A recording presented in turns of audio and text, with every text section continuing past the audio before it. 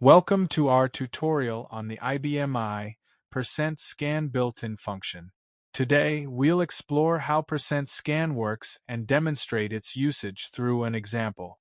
%scan is used to find the position of a search argument within a source string.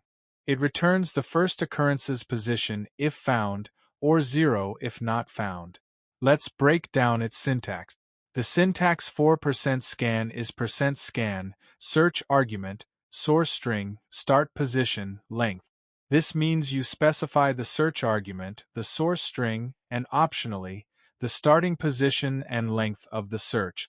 In this RPGLE example, we have a source string str1 with value IBMI, and we want to find the position of the character I. Here, we use %scan to find the position of I within str1. The output displays the original string IBMI and the position of I, which is 1. To summarize, %scan is a powerful function for locating substrings within strings on IBMI. It returns the position of the first occurrence of the search argument within the source string.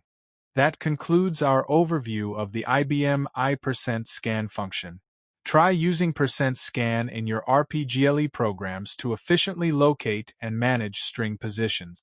Thanks for watching our video tutorial on the %scan built-in function in IBM RPGLE by programmers.io.